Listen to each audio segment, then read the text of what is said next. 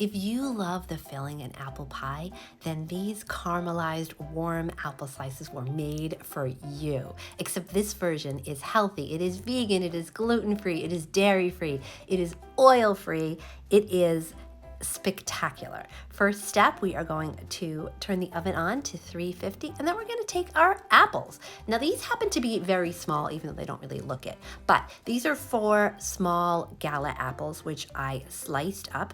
You could use sweet apples, you could use tart apples, you could use a combination of both. It's really whatever you prefer. You just want to slice them up and make it so that they are all about the same size so that they cook evenly.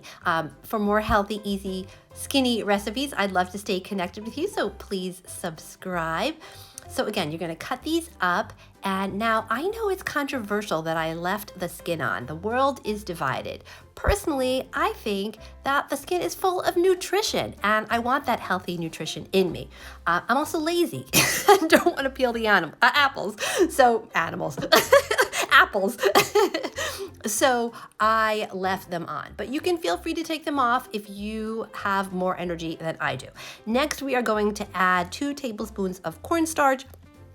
That is going to thicken the sauce. Next, pumpkin pie spice. If you don't have that, you could certainly add cinnamon. Again, it's really a preference. I just prefer pumpkin pie spice because it's a little bit more complex and I think it's more delicious. And they're going to do a teaspoon of that. And next, lemon juice, and you are going to use 2 teaspoons of lemon juice. Now, if you know how to get this out properly, please let me know. I am a mess with it. It's all over the place. Beautiful thing about this recipe, though, is nothing is exact. None of my recipes are exact, actually. They always kind of work out, as in life, you know? Next, the maple syrup. You're going to use 2 tablespoons. That's really what is going to caramelize the apples. It's going to give a little bit of sweetness.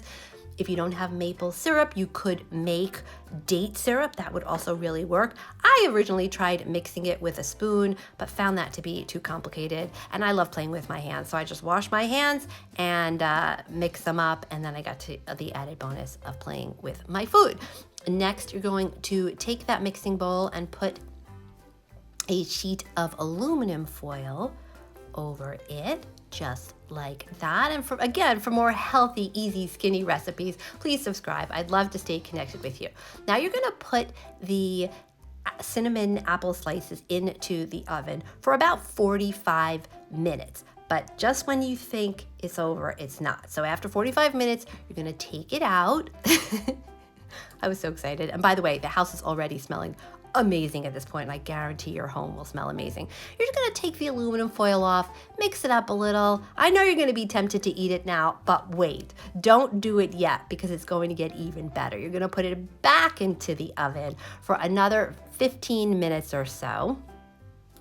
And you're going to see that the apples are going to be really tender and the sauce is going to be really thick and bubbly. And that should happen after about 15 minutes. And this is a really exciting moment because, wow, I really wish you could smell through the video how good it smells. It's wonderful. Now, also, if you wanted to up-level these caramelized cinnamon apple slices, you could add pecans, you could add walnuts. That's all really amazing. And again, for more easy, healthy recipes, please subscribe. I'd love to stay connected with you.